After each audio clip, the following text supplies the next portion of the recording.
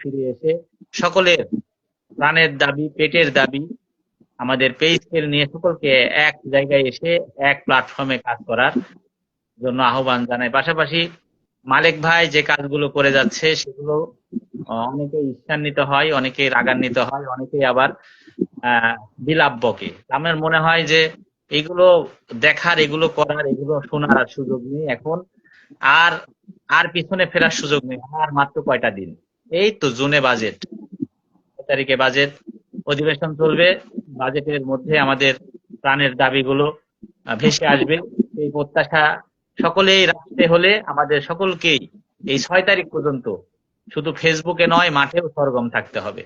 আর মাঠে যদি সরগম থাকতে হয় তাহলে সরকারের বিরুদ্ধে নয়, সরকারকে সহায়তা করার জন্যই আমরা আসলে পেজটা চাই। আমরা চাই সরকারের যে কাজ সেগুলোকে ত্বরান্বিত করতে, বেগবান করতে এবং সরকারের সুফল সরকারের ঘরে তুলে দিতে। আমাদের প্রয়োজন নিশ্চিন্তে নির্বিঘ্নে রাষ্ট্রের সেবা দেওয়া। নিশ্চিন্তে নির্বিঘ্নে যদি একটা কর্মচারী রাষ্ট্রের সেবা দিতে চায়, তবে অবশ্যই অবশ্যই পে স্কেল নিয়ে একটু মনে একটা কর্মচারী সেই সেবাটা দিতে পারে। যখন একটা মানুষের মাথার উপরে চিন্তা থাকে সংসারের, যখন একটা মানুষের মাথার উপরে চিন্তা থাকে তার পরিবারের, তখন কোনোভাবেই একটি মানুষ সে তার কর্মকাণ্ড সঠিকভাবে পরিচালনা করতে পারে না। সেজন্য আমাদের আমাদের আমাদের কর্মচারীদের সঠিক সেবা পেতে হলে, আমাদের কর্মচারীদের সঠিক সেবা জনগণের দোরগোড়ায় পৌঁছে দিতে হলে আমাদের পেটের দাবি, প্রাণের দাবির দিকে আগে সরকারকে ফোকাস করতে হবে এবং সেটা পূরণ করে বাস্তবায়ন করেই সরকারের যে ভীষণ মিশন সেটা পূরণ করতে হবে। তো সর্বপ্রথম আমি মনে করি যে পে স্কেল দিয়ে সরকারের সেই সূচনা করা উচিত, যাতে করে সরকারের আগামী 5 বছর তাদের যে কর্মকাণ্ড সেগুলো সুন্দরভাবে সহায়তার সাথে, সহযোগিতার সাথে আমরা সকলে মিলেমিশে এই দেশটাকে আরো সুন্দর করে সাজাতে পারি এবং সরকার সেই সুফলটা ঘরে নেবে এবং সরকার তাকে নিজে তার দাবিদার হবে যে আমার দেশ আমরা সকলে মিলে সুন্দর করেছি। তো এই প্রত্যাশা এটা রাখি।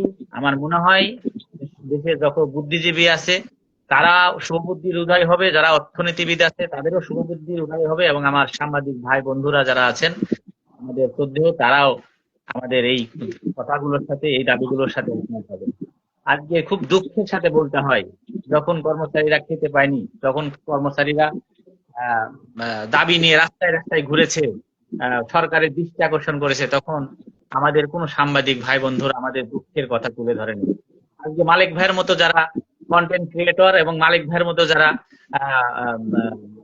শ্রমিক কর্মচারীদের দুঃখ কষ্টের কান্ডারি হয়ে যখন মাঠে নেমেছে, যখন প্রচারণা শুরু করেছে, ঠিক সেই মুহূর্তে যখন জাতি জাগ্রত হয়েছে, যখন কর্মচারীরা জাগ্রত হয়েছে, সরকারের টনক নড়াতে সক্ষম হয়েছে, ঠিক সেই মুহূর্তে আজকে আমাদের সাংবাদিক ভাই বন্ধুরা কিন্তু আমাদের নিয়ে প্রচারণা করেন।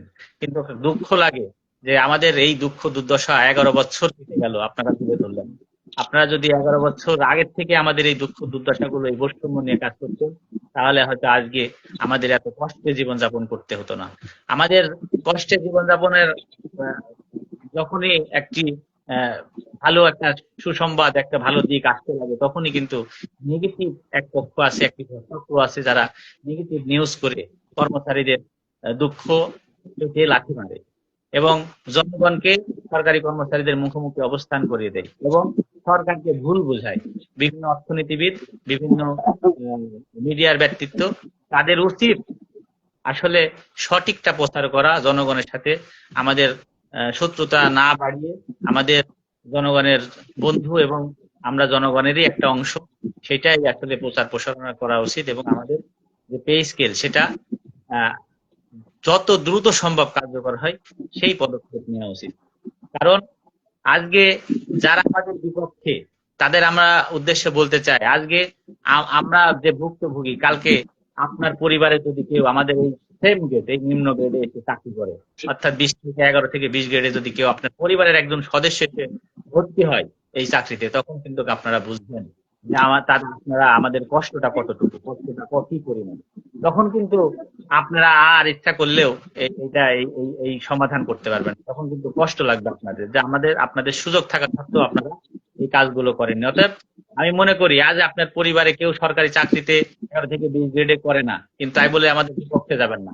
কালকে এমনও হইতে পারে আপনার পরিবারের একজন লোক আমাদের এই 11 থেকে 20 গ্রেডের চাকরিতে জয়েন করতে পারে, তখন কিন্তু আমার মতো ভুক্তভোগী আপনিও হবেন। তাই আমি মনে করি এই দাবি আমার একার নয়, এই দাবি আমাদের 18 কোটি জনগণের, আমাদের প্রত্যেকটা পরিবারের এই দাবি। কারণ সকলের তো একটা ইচ্ছা থাকে সরকারি চাকরি করার। সরকারি চাকরিতে যদি ভালো সুযোগ সুবিধা নাই থাকে, তাহলে আপনার পরিবার তো সরকারি চাকরি করতে পারবে না, করতে চাইবে না। তাই সেই জন্য সরকারি চাকরিতে ভালো সুযোগ সুবিধা রাখতে হবে, যাতে করে ভালো মেধাবীরা সরকারি চাকরিতে আসে এবং সেবা সুন্দর ভাবে সেবা দিতে পারে দেশকে।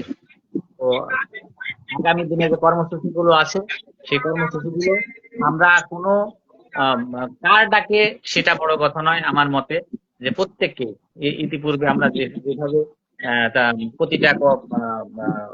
প্রতিটা সংগঠনের কর্মসূচিতে আমরা অংশগ্রহণ করেছি, ঠিক অনুরূপ ভাবে যখনই পেটের দাবি প্রাণের দাবি নিয়ে কেউ কথা বলবে, তখনই তার পাশে আমাদের দাঁড়াতে হবে।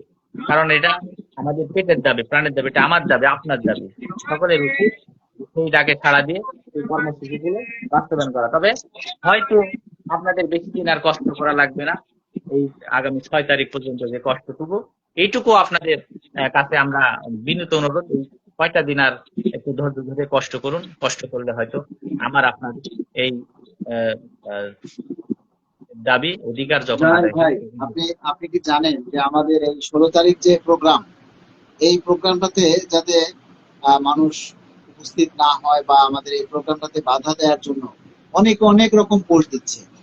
এবং আপনি চিন্তা করে মানে মানে আপনার কাছে এই জিনিসটা অবাক লাগবে যে ওয়ারেস আলী ভাই, যিনি মুখ্য সমন্বয়ক, তিনি সেই নিউজগুলি শেয়ার করে, মাহমুদুল হাসান ভাই, আরো অনেক নেতারা আছে, সেই নিয়ে নিউজগুলি শেয়ার করে। তারা কি প্রচার করে জানেন? তারা লিখেছে 16 তারিখ তাদের কোনো কর্মসূচি নেই। এটা লেখার কোনো দরকার আছে? এই জন্যই আমি লাইভে মূলত এখন যুক্ত বলেন, হয়েছি। এখন মনে করেন কালকে হচ্ছে ঐক্য পরিষদের সংবাদ সম্মেলন। এখন আমি যদি পোস্ট দেই যে 15 তারিখ আমাদের কোনো কর্মসূচি নেই, তাহলে বিষয়টা কি বোঝানো হচ্ছে? ইনডাইরেক্টলি আমরা মানুষকে বুঝাচ্ছি যে আগামীকাল আমাদের কোনো কর্মসূচি নেই, কেউ আসবেন না, এটাই তো বোঝানো হয়, তাই না?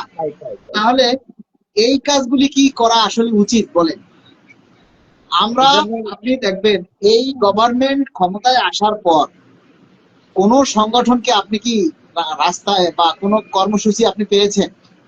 গত 6 ফেব্রুয়ারির পরে আর কোন সংগঠন এই সরকার ক্ষমতায় আসার পর কোনো প্রোগ্রাম, কোনো কর্মসূচি দিয়েছে? দেয়নি।